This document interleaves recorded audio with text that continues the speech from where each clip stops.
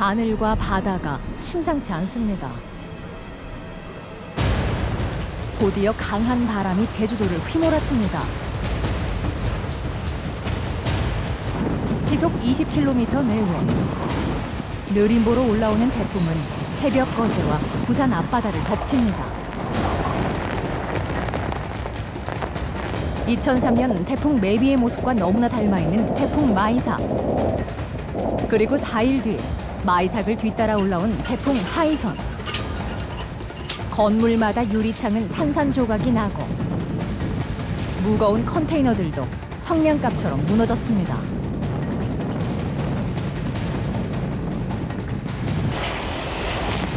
이 태풍들이 슈퍼 태풍의 전조로 보는 이유입니다. 집마저 날려보낼 강한 바람과 1000mm가 넘는 엄청난 폭우.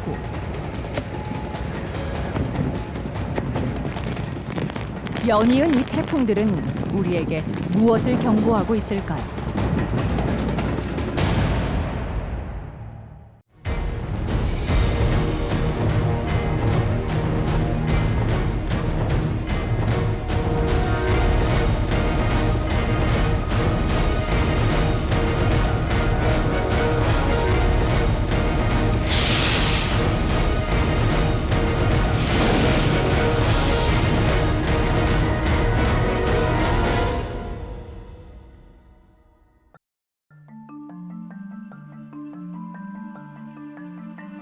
지난 8월 11일 홍수가 잠잠해진 낙동강변 풀숲에 암소 한 마리가 보입니다.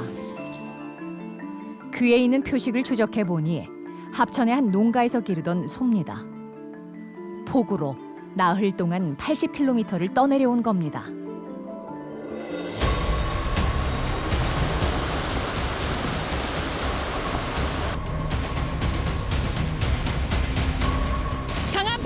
고압 전선이 끊어지면서 이 일대 600여 호의 전기도 모두 끊겨버린 상황입니다.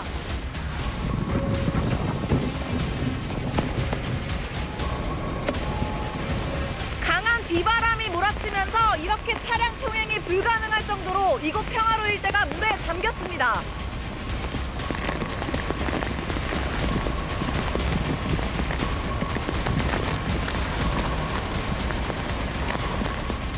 태풍이 눈앞으로 다가온 것을 실감할 수 있습니다.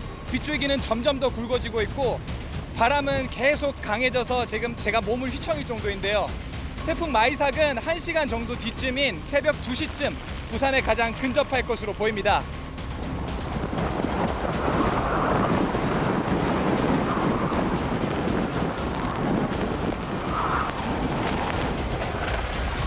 몸을 가누기 힘들 정도의 비바람이 불고 있습니다. 가로수가 통째로 뽑혀 있고 어디서 날아오는지 모르는 돌멩이와 파편이 계속해서 날아듭니다.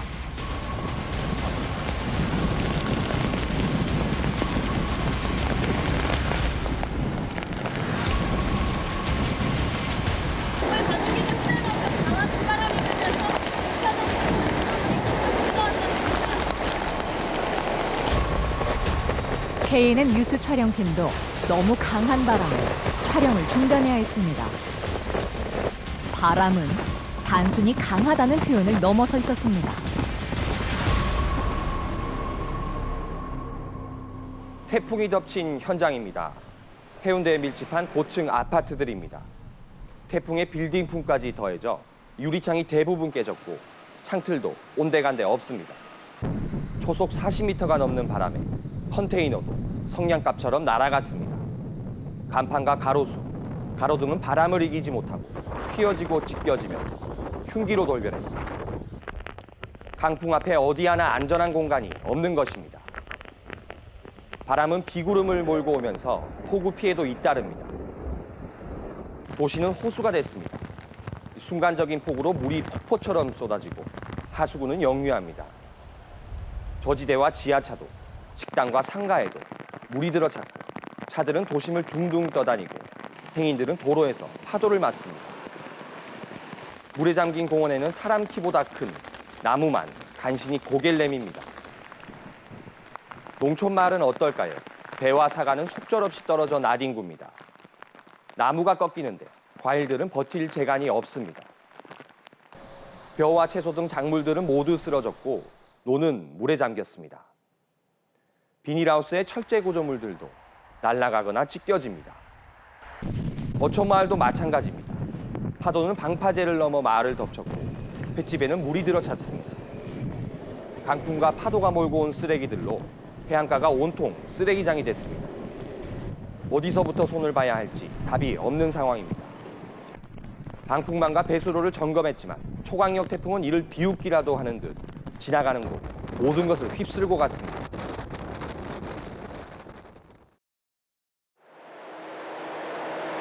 취재 기자가 바람 체험장에서 비바람을 맞아봅니다.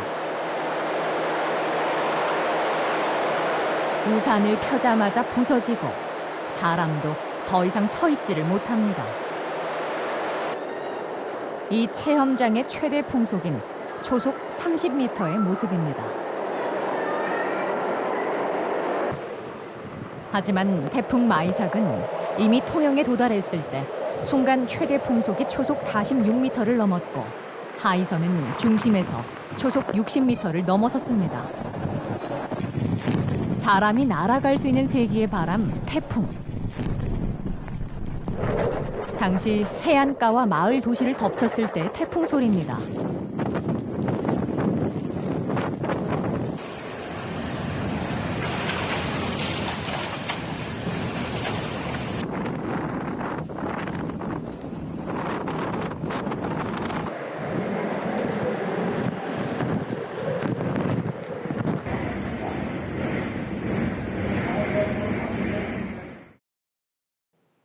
네, 적도 부근의 열대 바다는 태풍의 씨앗이 만들어지는 곳입니다.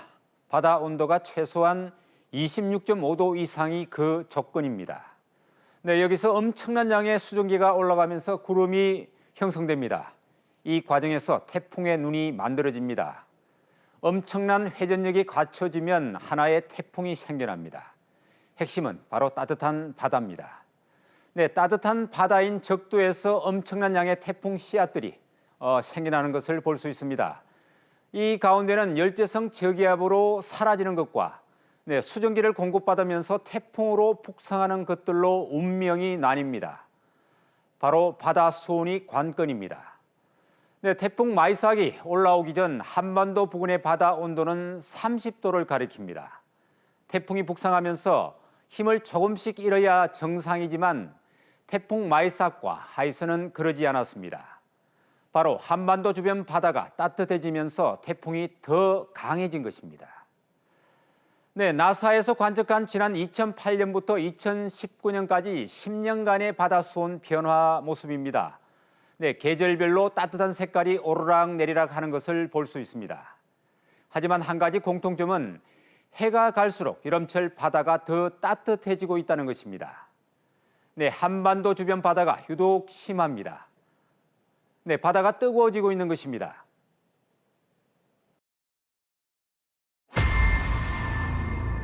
지난 2013년 필리핀을 강타한 태풍 하이엔입니다. 태풍의 눈이 유달리 선명합니다. 그만큼 태풍의 위력이 강하다는 증거입니다. 당시 바람 세기는 1분 동안을 평균하자 초속 87.5m에 달했습니다.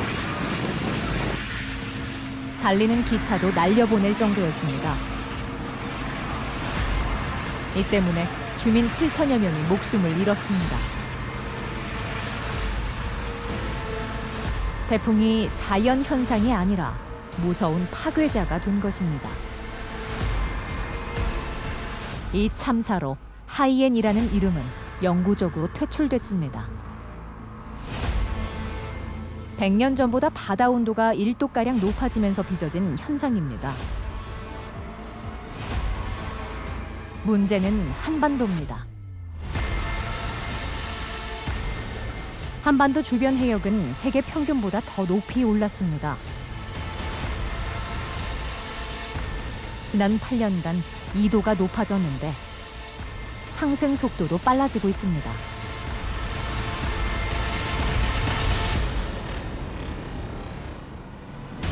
당연히 괴물 태풍이라는 슈퍼 태풍의 가능성도 점점 커지고 있습니다. 바다 수온 상승이 괴물 태풍을 만들 수 있다는 경고가 이미 현실이 됐다는 진단입니다. 17년 전 2003년 9월 10일 밤으로 돌아가 보겠습니다. 이 괌 북쪽 해상에서부터 태풍이 올라옵니다.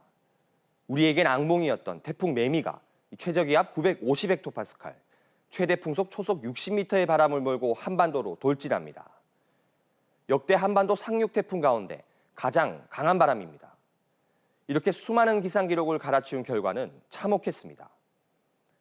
당시 태풍 매미로 117명이 숨졌고 13명이 실종됐습니다. 당시 기준으로 4조 2천여억 원의 재산 피해가 났습니다. 9천여 채의 가옥이 파괴됐고 30개의 교량이 무너졌습니다. 그 피해는 태풍의 경로였던 부산, 경남에 집중됐습니다. 부산 북항의 대형 골리앗 크레인은 엿가락처럼 휘어졌습니다. 특히 마산의 피해가 심각했습니다. 1900년 개항 이래 한 번도 피해가 없었던 마산항에는 17m의 파도가 덮쳤습니다.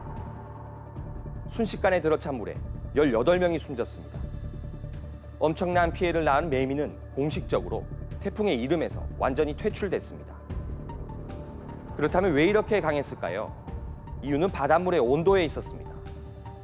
당시 매미가 지나온 길의 해수 온도는 30도를 웃돌았습니다. 태풍의 에너지원이 되는 열이 가시질 않았던 것입니다. 부산 경남을 핥히고 간 태풍 마이삭도 매미와 닮았습니다. 남해안 역시 예년보다 해수 온도가 높아진 상태여서 이 마이삭은 통영 매물도에서 초당 46m의 강풍을 기록했습니다. 9월 이후에 찾아온 태풍이란 점도 닮았습니다.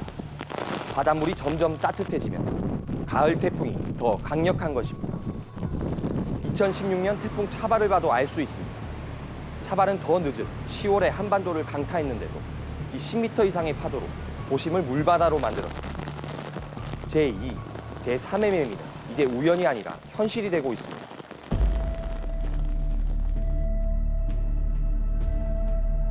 중국 양쯔강은 이름만큼이나 중국 대륙을 가로지르는 긴 강입니다. 하지만 2020년 올해는 물폭탄으로 혹독한 시련을 겪고 있습니다. 도시 자체가 아예 호수로 변했습니다. 곡창지대였던 양쯔강 유역의 거대한 평원은 찾아볼 수 없습니다. 100년 빈도로 찾아온다던 홍수가 밀어닥친 겁니다. 이로 인해 200년 빈도의 홍수도 감당하도록 설계됐다던 세계 최대 샨사댐은 물을 흘려보내기에 바빴습니다.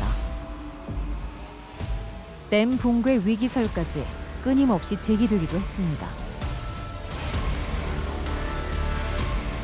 어쨌든 100년 만에 찾아왔다는 이번 홍수의 원인은 이상기후였습니다.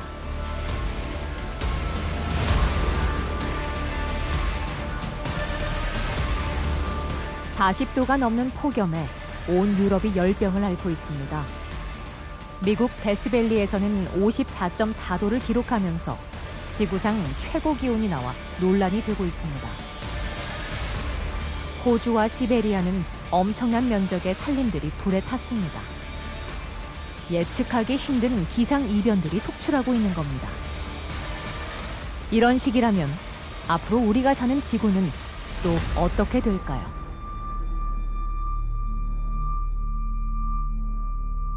네, 미 항공우주국 나사가 100년이 넘는 기간 동안 지구 온도 변화 데이터를 시뮬레이션했습니다. 네, 색깔이 붉은색일수록 상대적으로 지역별 온도가 높아지는 곳입니다. 시간이 갈수록 지구 온도가 전체적으로 빨간색이 많이 나타납니다. 지구가 무더워지고 있다는 것입니다. 네, 대표적으로 북극을 중심으로 한 시베리아 그리고 한반도를 중심으로 한 동북아시아의 온도 변화가 눈에 띕니다. 네, 기상관측 100년의 역사 속에서도 1도를 넘지 않은 평균 0.87도 상승했습니다. 하지만 한반도는 2배가량인 1.8도가 올랐습니다. 네, 여기서 비가 내리는 패턴은 어떻게 변했을까요? 네, 푸른색일수록 강우량이 많아지고 노란색에 가까울수록 가뭄이 극심해집니다. 이 시뮬레이션은 가뭄과 폭우 지역의 구분이 사라지면서 예측이 어렵게 됨을 말해줍니다. 적도를 중심으로 강우량이 늘어나고 특히 한반도를 중심으로 폭우가 증가합니다. 그 원인을 들여다봤습니다. 바로 온실가스가 있습니다. 석탄 등 화석 연료를 태우면서 나오는 이산화탄소가 대기 중으로 뿜어져 나오기 때문인데 그 양이 엄청납니다. 북반구인 북미와 유럽 그리고 우리가 포함된 동북아시아 국가들이 CO2 배출량의 주범들입니다. 이 때문에 대기 중 이산화탄소 농도는 해마다 늘어납니다. 결국 최근 마지노선이라는 400ppm을 넘어섰습니다. 여기서 시간을 거꾸로 돌리다 보면은 지난 1980년부터 그냥 늘어난 게 아니라 기하급수적으로 늘어난 것을 알 수 있습니다. 그리고 1000년 전으로 거슬러 올라가도 CO2 농도가 지금처럼 높은 적은 없습니다. CO2가 온실 역할을 하면서 지구의 기후를 바꾸어 놓은 것입니다. 산업혁명이 시작될 무렵부터 각 나라별 지역별 이산화탄소 배출량입니다. 산업이 시작되고 화석 연료가 급속히 소비되는 지역을 중심으로 그래프는 솟아오릅니다. 이 과정에서 지구의 온도도 상승하고 현재는 1도 가까이 오른 것이 됩니다. 그리고 이 시뮬레이션은 이것으로 끝이 아님을 말합니다. 바로 CO2가 지금처럼 그대로 배출될 경우 지구 온도는 한계점으로 인식되는 1.5도를 넘어서고 곧 파국으로 치닫게 되는 것을 보여줍니다.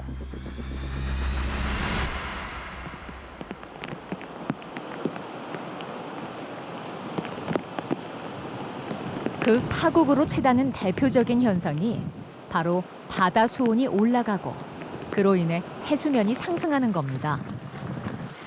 태풍이 강해지는 것은 이미 경험하고 있는 현상이죠. 하지만 그 전에 이미 1차적으로 북극의 얼음이 녹고 있습니다. 지구온난화가 시나리오가 아닌 현실임을 증명하는 시뮬레이션입니다. 30년의 격차를 두고 북극의 얼음을 비교하자 한눈으로 봐도 얼음량에서 큰 차이가 나옵니다. 지난해인 2019년 한 해만 보면 빨간 선은 과거 얼음으로 덮여있던 표시입니다. 빠르게 녹아내리는 게 지금의 현실입니다. 연구자 외에 지구상에 유일하게 사람이 거주하지 않는 얼어붙은 땅, 남극입니다. 하지만 이곳에도 심각한 변화가 이미 시작됐습니다. 바로 빙하의 두께가 얇아지고 있는 겁니다. 조사가 시작된 1990년 이후로 붉은색일수록 두께가 빠르게 얇아지고 그로 인해 움직이는 속도도 빨라지는 것을 알 수 있습니다. 이 시뮬레이션은 지구온난화와 직접 관련성을 짓고 있진 않지만 빙하 자체가 빠르게 녹고 있는 것만큼은 분명하다는 것을 말해줍니다.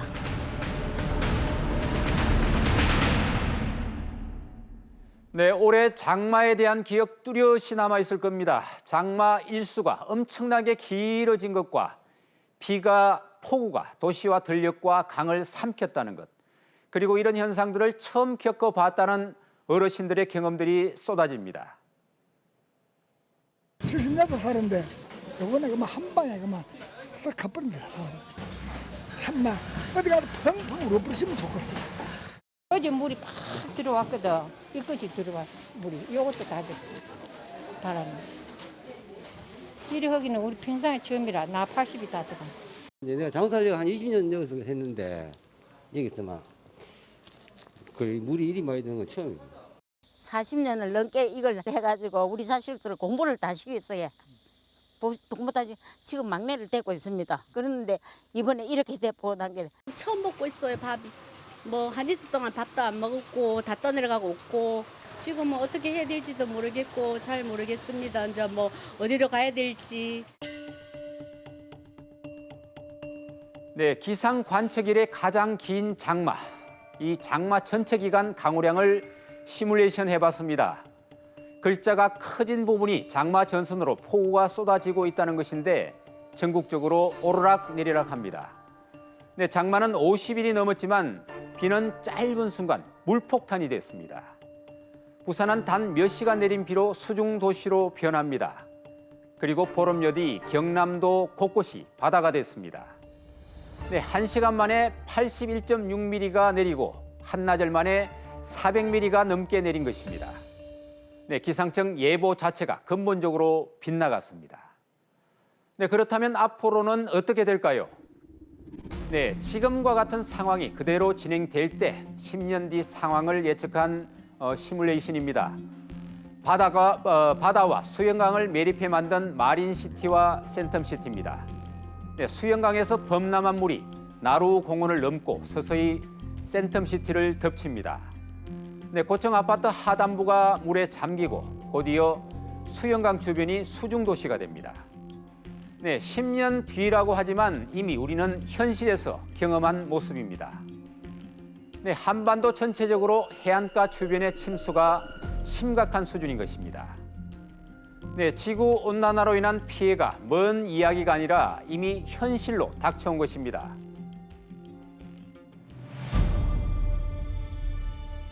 그리고 2020년 올해 이번 여름은 유독 미래의 재난으로 생각했던 현상들을 앞당겨 경험하는 첫 해로 기록될 것으로 보입니다.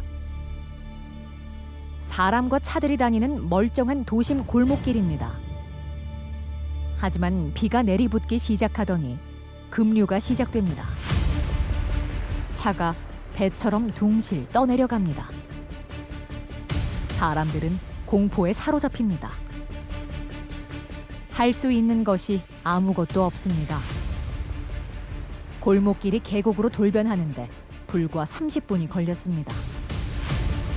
슈퍼 제방으로 쌓았다던 낙동강 제방도 무너졌습니다. 화개장터는 바다가 되고 한 번도 겪어보지 못한 물폭탄을 고스란히 받아들여야 했습니다.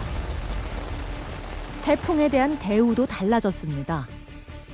이젠 매우 강으로 등급을 매기던 것에서 초강력이라는 계급장이 새로 만들어졌습니다.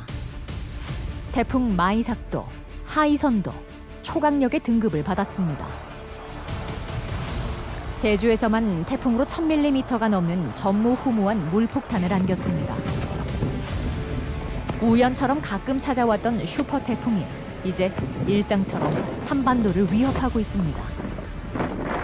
태풍이 만들어지는 위치가 저 필리핀 부근이 아니고 지금처럼 좀 더 북쪽으로 올라오게 됩니다. 이 전향하는 쪽도 약해지거나 더 북쪽이 되면 일본 쪽으로 가던 것들이 우리나라 쪽으로 저 마산이나 부산 쪽을 통해서 울산 쪽으로 빠져나간다든가 그런 경향들이 좀 많아질 거로 보고 있습니다. 이제 우리들은 기후변화에 따른 위기를 온몸으로 체험하는 첫 세대가 됐습니다. 한해전은 지난 2019년 태풍의 숫자가 그렇습니다. 무려 29개의 태풍이 만들어지고 일부는 한반도를 덮쳤습니다. 그야말로 바람잘 날이 없이 피해를 안긴 것입니다. 올해는 어떤가요? 54일이라는 최장기간의 장마가 내렸습니다. 멀리 갈 필요 없이 부산 경남의 막대한 피해에 기후위기를 절감했습니다. 전국적으로는 50명이 숨지거나 실종됐고 1079곳에서 산사태가 발생했습니다. 긴 장마로 바닷물의 염도가 떨어지면서 바다엔 산소가 부족한 빈산소 수계 현상이 잦아졌고 결국 어민들에게 피해가 돌아갔습니다. 재난은 가정의 주머니 사정까지 위협하는데요. 채소 등 농작물이 귀해지면서 이 소비자 물가도 올랐습니다. 장마만 피해를 준 것이 아닙니다. 폭염도 우리를 위협했습니다. 2000년대 이후 재난으로 인한 사망자 가운데 이 폭염으로 인한 사망자가 600여 명으로 가장 많았습니다. 폭염이야말로 지구온난화로 인한 소리 없는 살인자였던 것입니다. 재난에 가까운 기후위기를 온몸으로 느끼고 있습니다. 녹색연합이 한국갤럽에 의뢰해 시민 1,500명을 대상으로 실시한 설문조사를 보겠습니다. 최근 기후변화를 기후위기로 인식하는지 묻자 응답자 가운데 95.8%가 이 폭우 등으로 기후위기의 심각성을 절감하고 있다고 답했습니다. 그렇다면 그 책임은 누구에게 있는지 물었더니 이 36.9%가 정부를 꼽았고 28.5%가 기업과 산업을 그리고 개인이라고 답한 사람도 25.3%로 적지 않았습니다. 대책에 대해서는 응답자의 90.8%가 2030년까지 온실가스 감축을 강화해야 한다고 입을 모았고 2050년까지는 온실가스 배출량을 제로에 가깝게 만들어야 한다고도 답했습니다. 온실가스 배출의 주범이라 할 수 있는 화석에너지에 대해 물었습니다. 이 81.6%가 신규 석탄발전소의 건설 중단을 외쳤고 90.7%가 재생에너지로의 전환을 주장했습니다.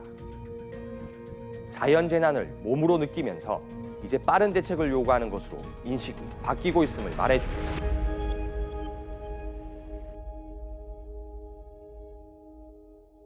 화석 연료에 의존하던 시대에 배출이 폭발적으로 늘었던 이산화탄소.